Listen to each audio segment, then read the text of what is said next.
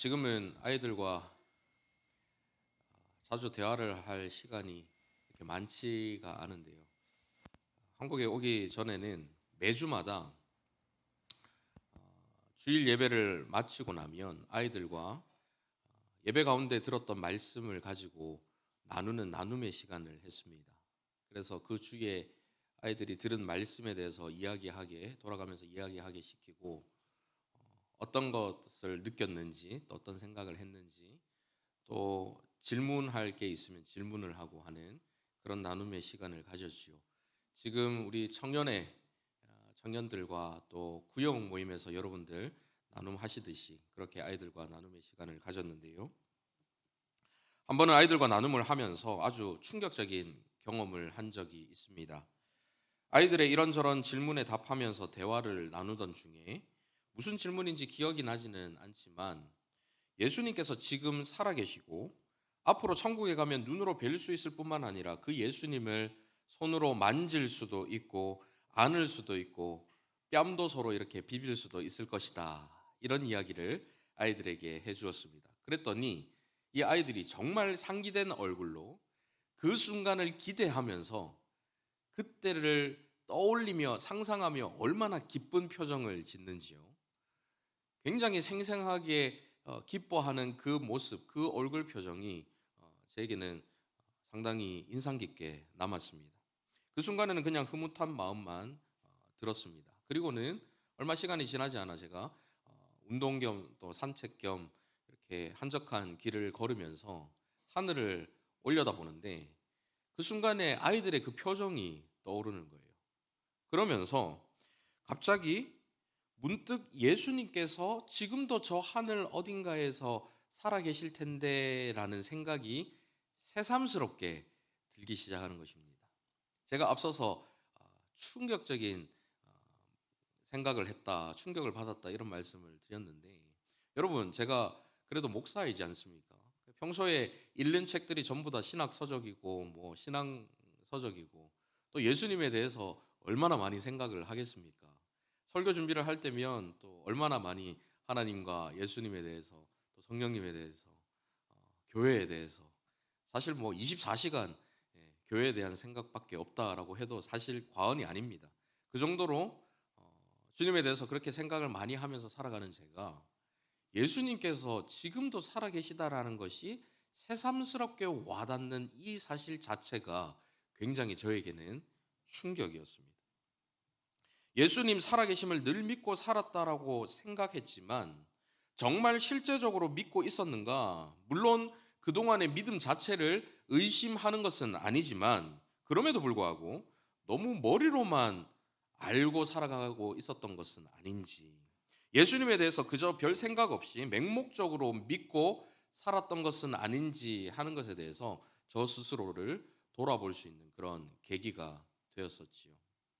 주님에 대해서 머리로는 잘 알고 예수님에 대해서 늘 떠올리고 기도하고 생각하면서 살아간다 말은 하고 있었지만 실제적으로 그 예수님의 살아계심, 지금도 살아계셔서 나와 함께 하신다라는 그 사실을 얼마만큼 실제적으로 경험하며 의식하며 살아가고 있는가 하는 것은 또 다른 문제인 것 같습니다.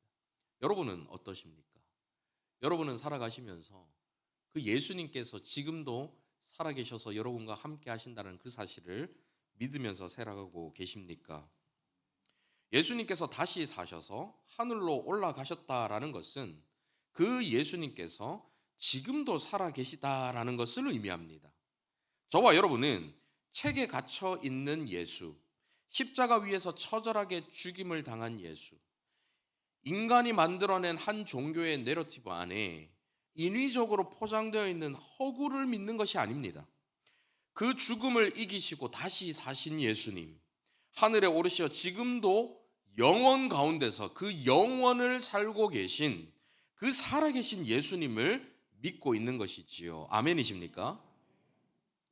우리는 지금 땅에 발을 딛고 살아가고 있지만 하늘 위에서 지금도 살아계신 그 예수님과 실제적인 교제를 나누며 살아가야 하는 것입니다. 미국의 유명한 실용주의 철학자 리차드 로티라는 사람이 있는데요. 그는 절대 진리를 부정하고 종교에 대해서 그저 인간 자아의 필요를 채우기 위한 사적인 영역에 있는 것이다라고 봅니다. 그래서 이 종교라는 것은 개인적으로 사적인 영역에 있으니까 개인적으로 누리고 개인적으로 그 종교를 믿고 하는 것이 바람직하다라고 보는 것이죠. 그와 같은 무신론자들은 이런 사적인 영역의 종교가 다른 사람을 전도한다거나 정치나 사회적인 어떤 이슈에 대해서 발언을 해서 공적인 영역으로 나오는 이 자체가 잘못된 것이다, 틀린 것이다, 이렇게 비판을 하기도 합니다. 그렇게 할 경우 사적인 영역에 있는 이 종교가 다른 사람들에게 피해를 입히게 된다라고 보는 것이지요. 그들은 종교라는 것이 허구라고 믿고요. 이성보다는 믿음에 호소하는 것이다라고 주장을 합니다. 사실에 근거하지 않고 사실이 아니기 때문에 종교는 심지어 나쁜 것이다라고 보기도 합니다. 하지만 이러한 주장에는 매우 큰 오류가 있습니다. 일단 기독교는 사실에 기반한 것입니다. 성경이 참된 하나님의 말씀이라는 이 사실에 대해서 수많은 내적인 외적인 증거들이 있습니다. 그런 증거들로 우리는 성경이라는 것이 하나님의 말씀이라는 그 사실을 믿습니다. 하나님께서 성경을 통해 친히 말씀하셨다라는 사실이 만약에 없다면 하나님께서 예수님을 이 땅에 보내셔서 이 예수님께서 하나님의 성육신하심, 하나님이신 예수님이 이 땅에 오셨다라는 이 사실이 없다면 그 예수님이 실제로 십자가에서 죽으신 이 역사적인 사실과 그 죽으셨던 예수님께서 다시 살아나신 부활이라는 이 사실이 없다면 믿음을 갖는 것도 그 믿음을 계속해서 유지하는 것도 불가능합니다. 성경에 기록된 이런 사실들은 그것이 허구나 전설이 아닌 실제적인 역사이고 실제적인 사실이라는 많은 증거들이 있습니다. 그 사실을 기반으로 우리는 보지 못하는 것까지 믿는 것이지요. 우리는 살아가면서 무수히 많은 것을 그냥 믿으며 살아갑니다. 실체가 없는 것을 믿습니다. 사회적인 약속을 믿지요. 눈에 보이지 않지만 분명하게 약속된 이 사회적인 질서를 지켜야 한다라고 믿고 또 그게 모든 사람을 통해서 지켜질 거라고 믿기 때문에 빨간불이면 멈춰서고 초록불이면 건너갑니다. 사회적인 이 약속을 믿지 못하면 우리는 빨간불에 멈추고 초록불에 건너가는 이런 행위를 할 수가 없습니다. 이것 또한 믿음이지요. 실체가 없는 것에 대한 믿음입니다. 돈의 가치와 같은 보이지 않는 것들을 믿으면서 살아갑니다. 이 정도 자동차는 이 정도의 돈을 지불하고 사야 된다라는 이 사실을 믿기 때문에 그 돈의 가치를 믿기 때문에 그 돈을 지불하고 그 차를 구입하게 되는 것입니다. 이런 믿음이야말로 실체가 아닌 약속된 허상을 믿는 것입니다. 하지만 이러한 믿음은 우리 삶의 모든 영역에서 실제적인 힘으로 작용해서 우리 삶에 직접적인 영향을 끼치게 됩니다. 이는 무신론자들도 동일하게 믿으면서 살아가는 그런 것들이지요. 이렇게 실체도 없는 무수히 많은 것들을 믿으며 살아가면서 분명한 사실을 바탕으로 한 믿음, 실제로 존재하는 신에 대한 믿음에 대해서 비판하는 것은 논리적이지도 않고 옳지도 않다라는 말씀을 드리고 싶어서 이 사회적 약속에 대한 믿음에 대한 말씀을 드리는 것입니다. 심지어 무신론자들의 대표주자라고 할 수 있는 리차드 도킨스라는 사람은 무신론자가 되기 위해서 지적인 용기가 필요하다라고 강조하고 있습니다. 쉽게 말하면 우주의 기원에 대해서 아무리 생각해도 창조주 말고는 답이 없는데 창조주가 있다는 사실이 믿어지는데 우연히 생겨났다라고 하는 이 말도 말이 안 되는 것이 분명히 알겠는데 그래도 우연히 생겨났다라고 믿기로 작정해야 한다는 것이죠. 지적인 용기가 필요하다는 것입니다. 신에 대한 믿음이 일어나고 그 마음이 생겨나도 신을 믿지 않기로 작심하고 결단해야 한다라고 말하는 그 믿음이야말로 정말 대단한 믿음 아니겠습니까? 2000년 전에 예수라는 사람이 유대 땅에 살았었고 십자가형을 받아서 죽었다라는 것은 무신론자들이나 아니면 기독교에 대해서 아주 부정적인 역사학자들도 모두 인정하는 역사적인 사실입니다. 마치 세종대왕이나 이순신 장군이 있었다라는 이 사실을 아무도 부인하지 않는 것과 같은 것이지요. 기독교인들을 매우 싫어했던 로마 역사가 타키투스라는 사람이 있습니다. 이 사람은 기독교를 부정하고 기독교 그리스도인들을 매우 싫어했던 사람입니다. 그런데 이 역사가 타키투스도 본디오 빌라도에 의해서 극형을 받은 예수 그리스도에 대해서 기록하고 있습니다. 싫어하지만 본인이 역사학자니까, 믿지는 못하지만 역사학자니까 사실을 있는 그대로 기술할 수밖에 없는 것이죠. 그래서 예수님의 이 역사적인 실제, 예수님께서 2000년 전에 이 땅에 사셨다라는 그 역사적인 사실 자체는 논란의 여지가 없습니다. 그렇다면 그 옛날 이 땅에서 살았던 예수라는 사람이 어떤 사람인가 하는 것이 매우 중요해지겠지요. 왜냐하면 예수님께서 단순하게 현명하고 지혜로운 한 명의 인간에 불과했다면 기독교는 아무 의미 없는 허구의 종교이고 지금도 그 예수님께서 살아계시다라는 이 사실을 믿을 수가 없기 때문입니다. 그분이 사람으로 오신 하나님이 아니라면 우리가 다른 어떤 좋은 기독교 교리를 믿는다고 하더라도 아무 의미가 없습니다. 착하게 사는 것 그 자체에는 아무 의미가 없습니다. 기독교 교인 모두를 전부를 그 율법을 철저하게 지키며 살아간다 하더라도 예수 그리스도를 믿지 못하면 그분이 허구라면 우리는 헛된 것을 믿는 하나의 인간이 만든 종교에 지나지 않는 것이죠. 오늘 본문은 그 예수님께서 하나님의 아들 곧 하나님이심을 확실하게 나타내고 있습니다. 예수님께서 곧 하나님이시다라는 이 사실은 그분만이 우리의 유일한 구원자가 되실 수 있다라는 중요한 의미가 담겨 있는 동시에 영원이라는 시간이 지나도 결코 죽지 않으시고 지금도 여전히 변함없이 살아계시다라는 이 사실을 믿을 수 있게 해주는 것입니다. 태초부터 영원까지 살아계신 하나님이 시간 안으로 들어오셔서 인간이 되셨다라는 이 사실을 확실하게 믿어야 그분이 지금도 살아계셔서 우리와 실제적인 교제를 나누실 수 있다라는 이 사실도 믿을 수가 있다라는 말씀이지요. 그러면 오늘 본문 말씀을 한번 보면서 함께 이 부분에 대해서 나눠보도록 하겠습니다. 먼저 14절 말씀입니다. 같이 한번 읽어보시겠습니다. 시작. 말씀이 육신이 되어 우리 가운데 거하심에 우리가 그의 영광을 보니 아버지의 독생자의 영광이요 은혜와 진리가 충만하더라. 말씀이 육신이 되었다라고 말씀하십니다. 여기서 나오는 이 말씀이 무엇인가? 이 말씀에 대해서 요한복음 1장 1절에서 설명하고 나오는데요. 한번 보십시오. 태초에 말씀이 계시니라. 이 말씀이 하나님과 함께 계셨으니 이 말씀은 곧 하나님이시니라. 태초부터 하나님과 함께 계셨던 이 말씀이 곧 하나님이심을 선포하고 있습니다.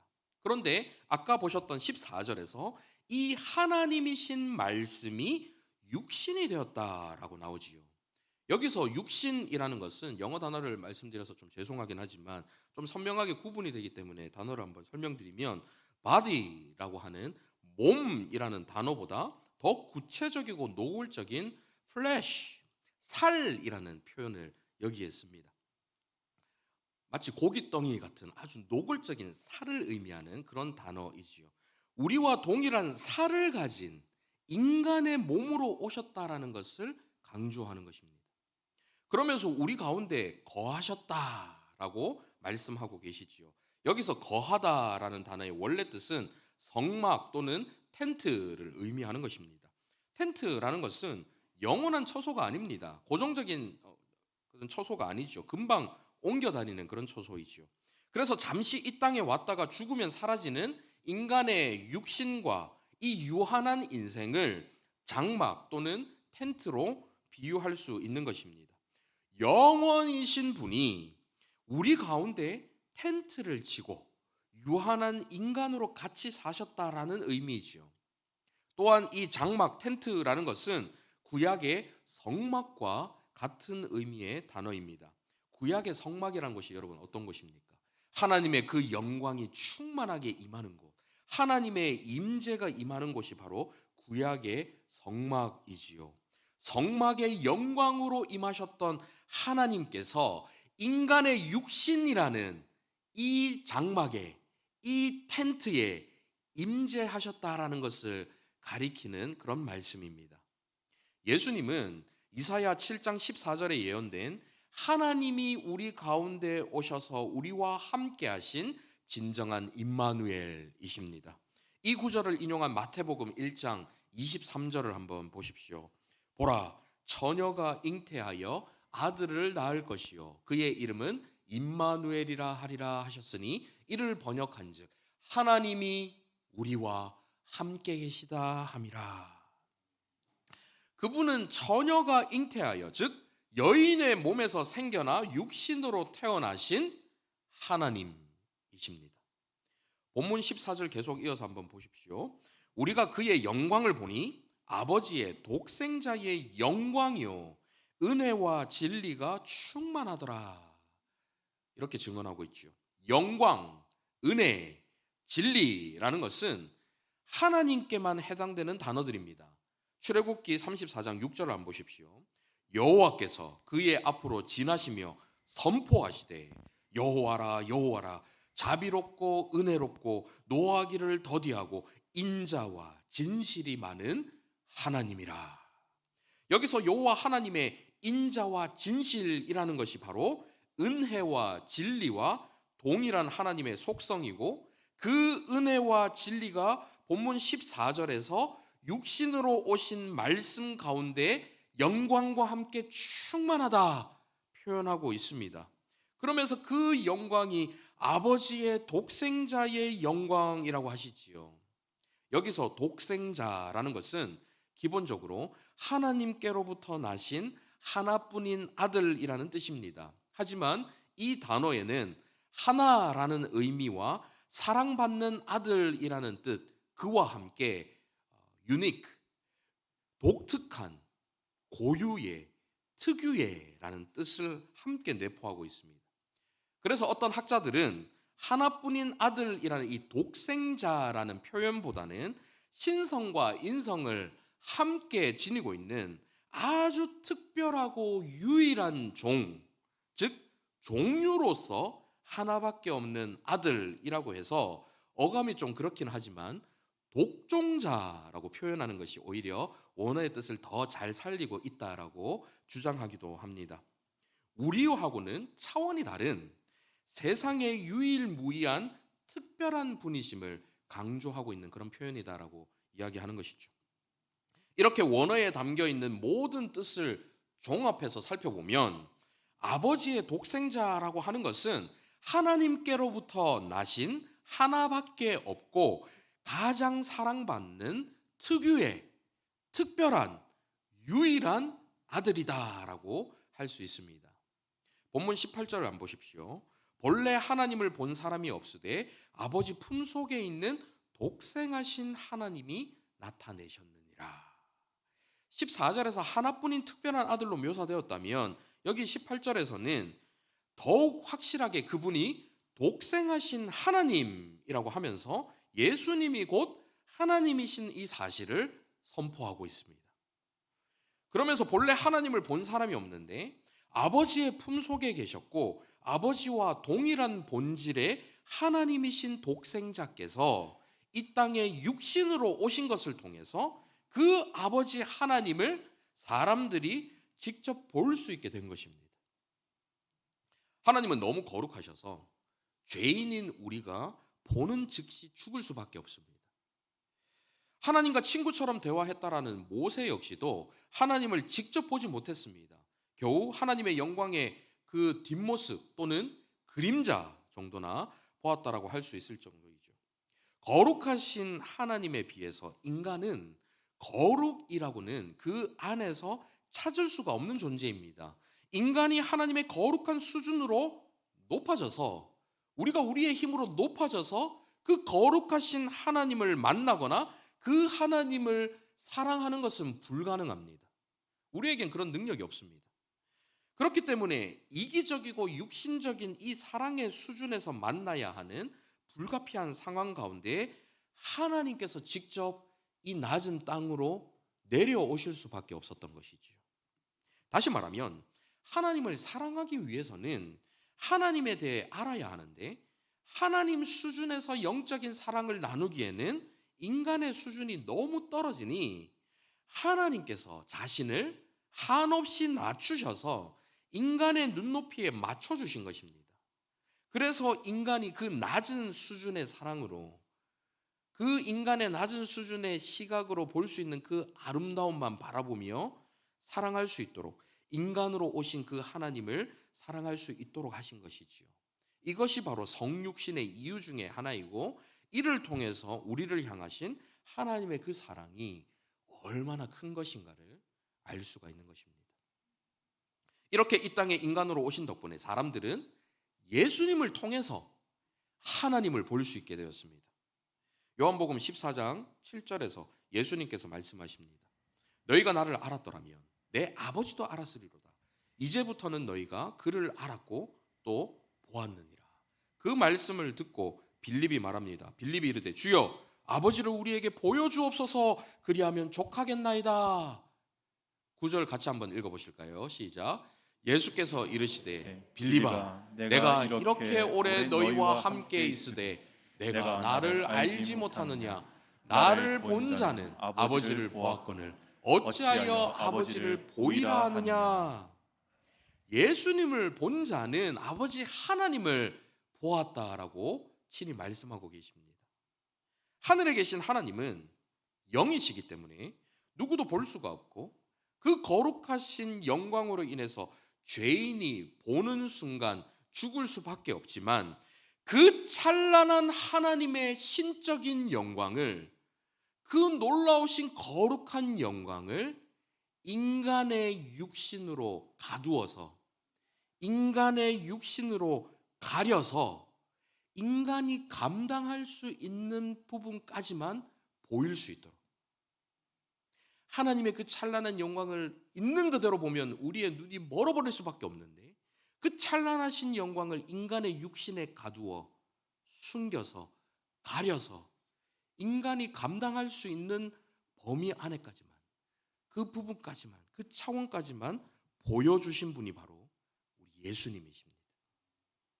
우리와 같은 하늘 아래에서 같은 공기를 마시고 같은 땅을 밟으며 그렇게 사셨던 예수님께서 바로 육신으로 오신 전능하신 하나님이시다라는 이 사실이 그 예수님께서 지금도 살아계시다라는 이 사실을 증명해주는 확실한 증거가 될 수 있는 것이지요.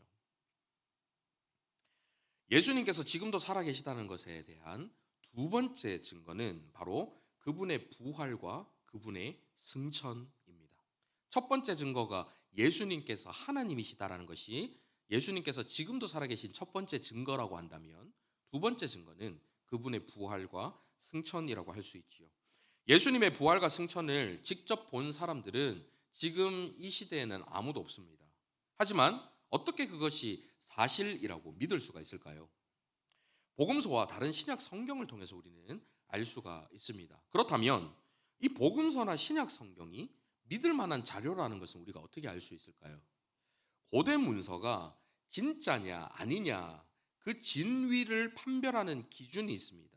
그것은 사건 발생 시점과 그 사건이 기록된 시점 이 둘 사이의 간격이 짧을수록 그 기록은 사실이라고 믿습니다. 그래서 그 기록의 신뢰도가 높아지는 것이죠.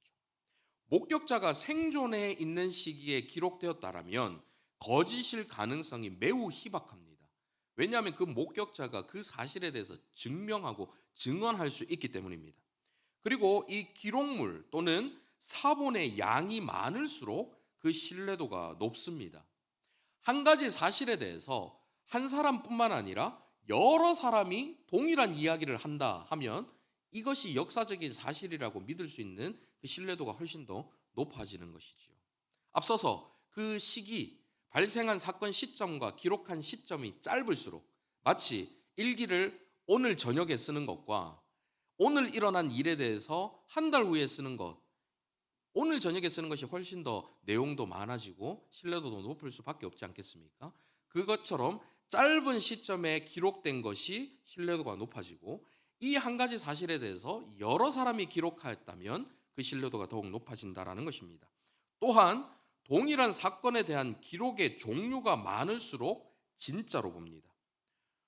어떤 복음서가 가장 먼저 쓰였는가 하는 것은 아직도 논란의 여지가 있기 때문에 그거는 좀 차치하고, 보통 공관 복음서들이 예수님께서 부활하시고 한 30년에서 35년 후의 시기, 즉 AD 60년에서 70년경에 작성되었다라고 봅니다.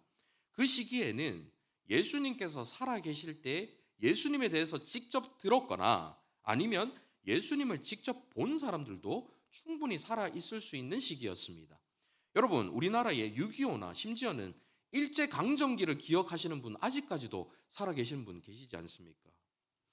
그분들께 여쭤보면 그 사건들에 대해서 어제 일같이 얼마나 생생하게 말씀하시는지 모릅니다.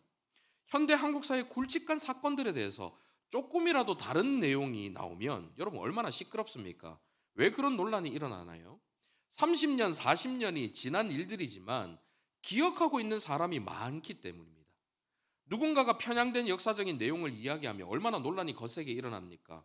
이 시대 때에도 만약 복음서가 거짓이었다면, 허위 사실을 유포했다라고 한다면 그것에 대해서 막 사람들이 들고 일어나고 난리가 나지 않았겠습니까? 아마 그 어디서도 이 복음서 자체가 명함도 내밀지 못하고 사장되었을 것입니다. 그런데 그보다 더 확실한 증거가 있습니다. 그것은 바로 바울 서신에서 찾을 수가 있습니다. 바울 서신, 바울의 편지는 이 복음서보다 훨씬 이전에 기록되어서 각 지역의 교회들에게 전파가 되었는데요. 보통 40년대 말기부터 써서 한 50년대쯤에는 각 지역으로 다 보내졌다라고 봅니다. 예수님 부활 승천하시고 불과 10여 년 지난 후 그때 기록되어서 그때 전해졌던 서신들이 바로 바울 서신이지요. 우리 교회 공사가 끝난 지가 한 10년 정도 지났나요? 그때를 기억하시면서 막 그때 어떤 일이 있었다, 그때 우리 교회가 어떻게 건축이 이루어졌다, 이런 것들 여러분 생생하게 기억하시죠. 10여 년 전에 벌써 20년이 지났네요. 2002년 월드컵에 대해서 여러분들 생생하게 기억하시면서 그날에 대해서 어디에 계셨는지, 어디서 보셨는지도 여러분 아직까지 기억하시는 분 많지 않습니까? 그 시기만큼 지난 때에 바울이 서신에 편지를 썼어요. 그러면은 그 내용에 대해서 만약에 사실과 다른 일들이 기록이 되어 있다라면 사람들이 분명히 알 수 있었던 것이죠. 그 서신서의 내용들이 다 무엇입니까? 예수님의 구원 사역 내용이 모두 포함되어 있는 내용들입니다. 대표적으로 한 구절만 한번 살펴보겠습니다. 고린도전서 15장 3절에서 6절인데요. 화면을 보시면서 같이 한번 읽어보실까요? 시작.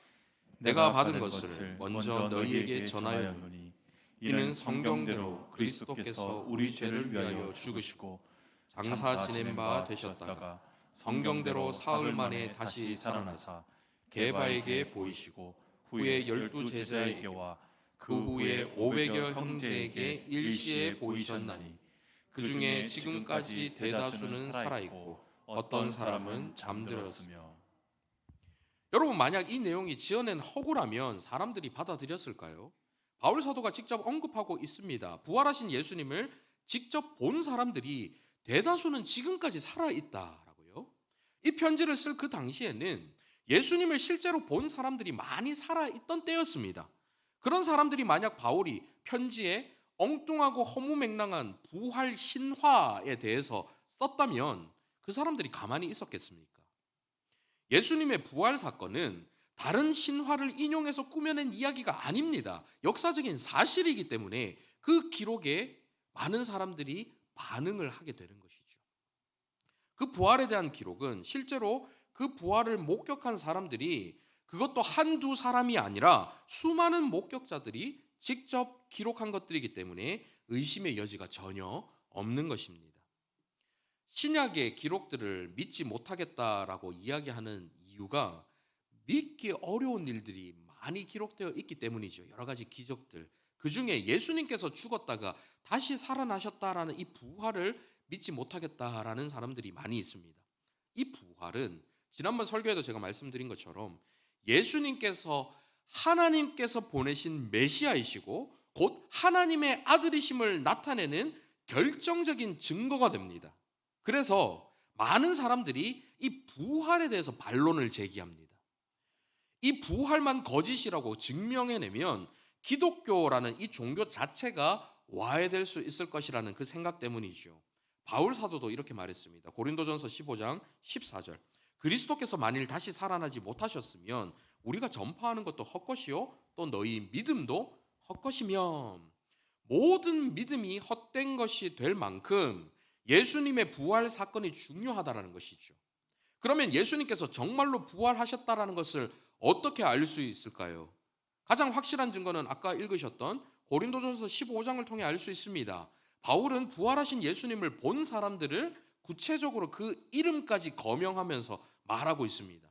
이 본문은 만약 사람들이 바울의 글이 사실인지 아닌지를 확인하려고 하면 얼마든지 확인할 수 있는 그때에 쓰여졌지요.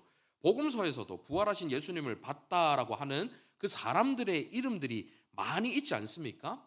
구체적인 이름들이 기록되어 있는 것, 실명을 거론하고 있는 그 기록에 대해서 만약 거짓이라면 사람들이 그 사람을 찾아가서 진위 여부를 확인할 수 있는 그런 때였던 것이지요. 하지만 복음서와 서신서를 읽은 사람들이 복음을 받아들이고 예수님을 구주로 믿고 그 믿음 때문에 죽기까지 했습니다. 이 사실이 무엇을 가리킬까요?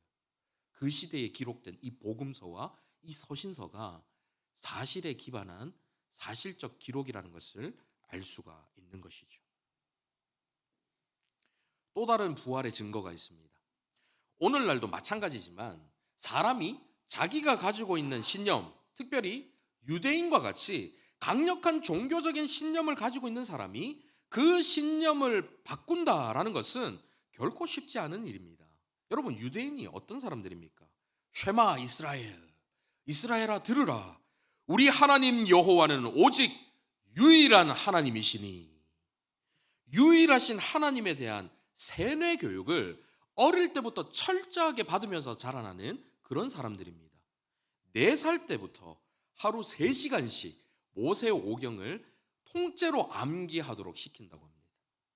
그런데 그런 유대인들이 예수님을 하나님으로 믿는다라는 것, 그것은 유일한 하나님만을 믿는 자신들의 그 생명까지도 바칠 수 있는 종교적인 신념, 그 굳건한 종교적인 신념, 그것을 통째로 뒤바꾸는 것입니다.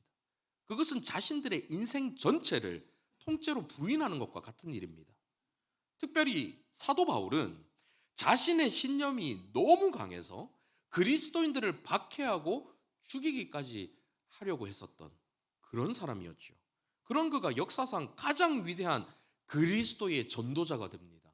어떻게 그런 일이 있을 수 있었을까요? 그가 직접 부활을 보았기 때문입니다. 실제로 자기 눈으로 그 부활을 보았기 때문에 신념이고 뭐고 바뀌지 않을 수가 없었던 거예요. 단순히 신념을 바꾸는 정도를 넘어서서 그들의 목숨까지도 바쳐가며 그 사실을 전파했던 것입니다.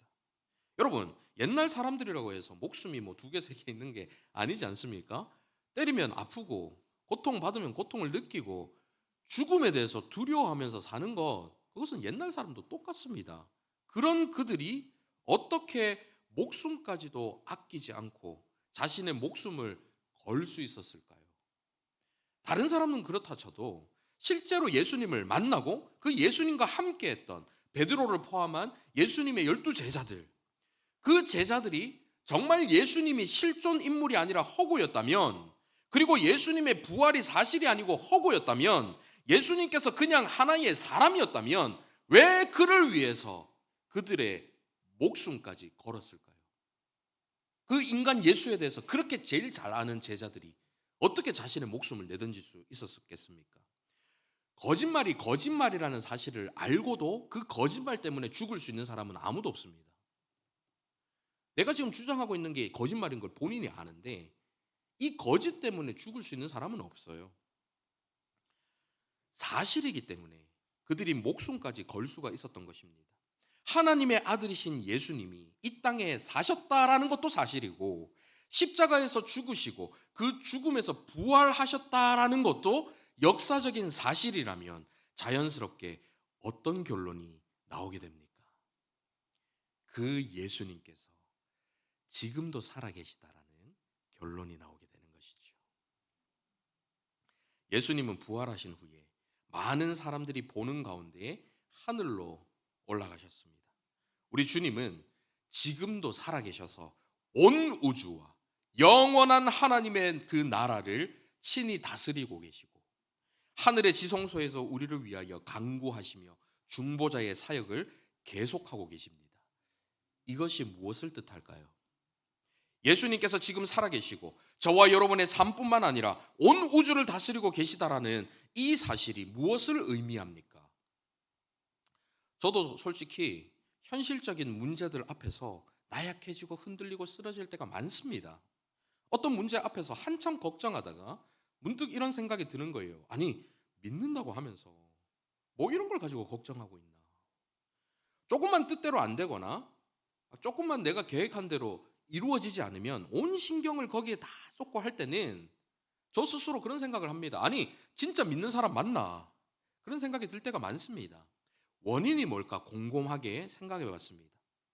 생각해 보니까 제가 아직 예수님을 십자가에서 내려드리지 않았던 거예요. 어쩔 때는 예수님께서 아직 무덤 안에 계신 겁니다.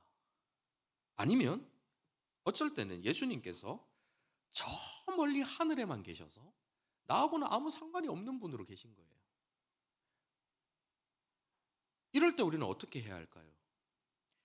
예수님께서 살아계심을 의식해야 합니다. 하나님이신 예수님께서 이 땅에 오셨고 하나님이신 예수님께서 다시 사셔서 하늘에 오르셔서 지금도 살아계시다라는 이 사실을 의식하는 거예요. 맞아, 예수님 살아계시지. 예수님이 성령님을 통해 지금 나와 함께 계시지. 예수님 내 삶뿐만 아니라 온 우주를 다스리고 계시지. 예수님이 추상적인 개념이 아니라 그저 먼 곳에 계신 분이 아니라 내 곁에 실제 하시는 분으로 의식하면 우리 삶 가운데 있는 많은 문제들이 더 이상 문제가 아님을 경험하게 될 줄 믿습니다. 우리 앞에 펼쳐져 있는 건강의 문제, 학업의 문제, 취업의 문제, 경제적인 문제, 관계 문제, 결혼 문제, 자식 문제, 눈에 보이는 수많은 현실적인 문제들, 그 문제들이 보이지 않는 예수님보다 훨씬 더 가까이 느껴지고 보이지 않는 예수님은 더 멀리 느껴지는 이 순간, 그런 순간들이 우리에게는 참 많다라는 것을 인정하지 않을 수가 없습니다. 하지만 그럴 때에 예수님께서 살아계시다는 사실을 떠올린다면, 실제 하시는 그분이 지금도 저와 여러분과 함께 하신다는 것을 믿으신다면 그 문제들을 바라보는 우리의 시선이 달라지지 않겠습니까? 그분이 여러분의 삶을 이끌기 원하신다는 사실을 여러분 기억하신다면 우리가 지금 바라보고 있는 삶의 목표, 삶에 대한 시선이 달라지게 될 줄 믿습니다. 예수님에 대해서 여러분 추상적으로 믿지 마시고 구체적으로 실제적으로 믿으시길 바랍니다. 그래서 오늘도 우리의 삶 깊숙하게 개입하셔서 친밀하고도 세밀하게 역사하시는 그분의 임재를 느끼시며 실제 하시는 우리 주님과 늘 함께 동행하는 그 진정한 기쁨을 삶 가운데서 마음껏 누리시며 살아가는 저와 여러분 되시기를 간절히 바랍니다. 말씀을 생각하며 함께 찬양하기를 원하는데요, 수많은 무리들 줄지어 고백하시겠습니다.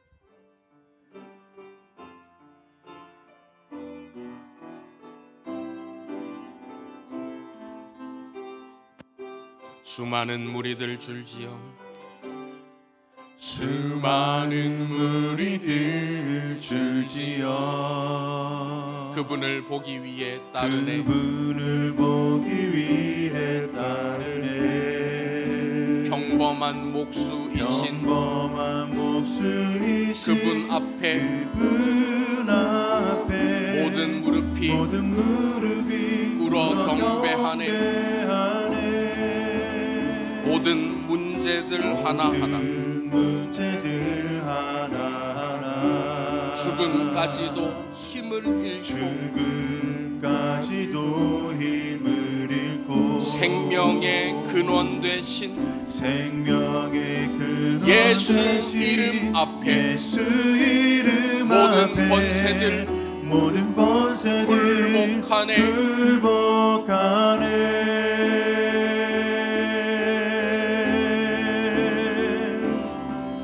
예수 이름 높이세. 능력의 그 이름 예수 이름 높이세.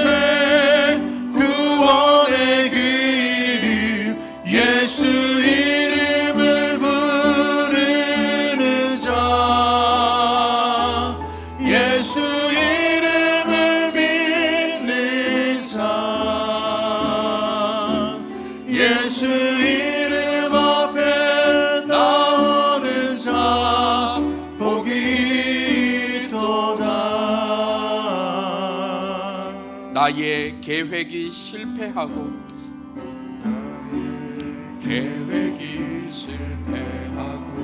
나의 소망이 끊어질 때 삶의 주관자 되신 그분 앞에 나의 무릎을 꿇어 경배하네. 나의 삶을 그분께 맡길 때 비로소 나의 마음 평안해. 구원의 반석 되신 살아계신 그 예수의 이름을 소리 높여 찬송하네. 여러분 뭐라고 찬송하시겠습니까? 예수 이름 높이세. 예수 이름 높이세. 능력의 그 예수 이름 높이세. 구원의 그 이름 살아계신 예수 이름을 부르는 자 지금도 살아계셔서 역사하시는 그 예수 이름을 믿는 자 예수 이름 앞에 나오는 자 복이 있도다.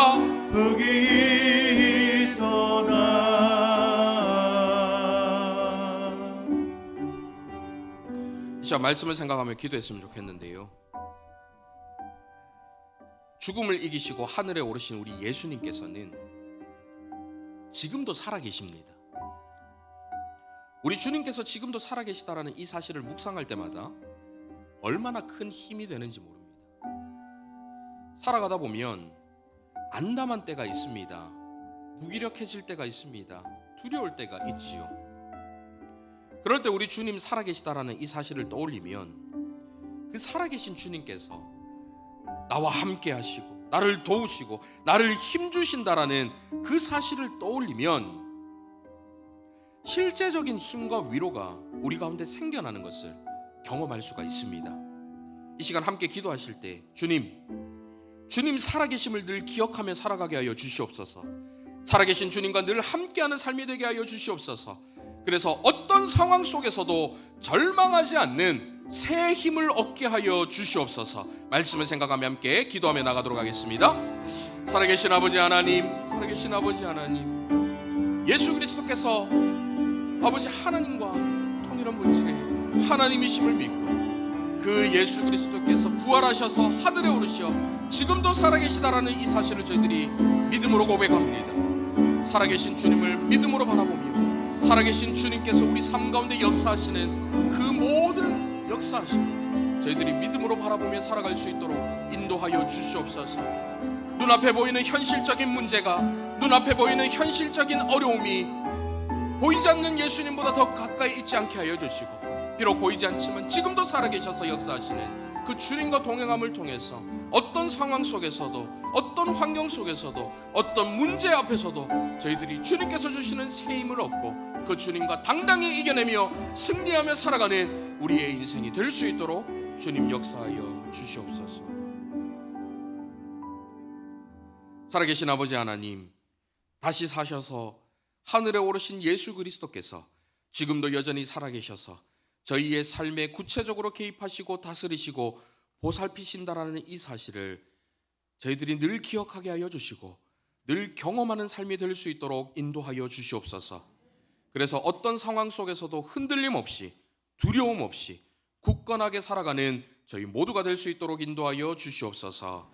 살아계신 예수 그리스도의 이름으로 기도하옵나이다. 아멘.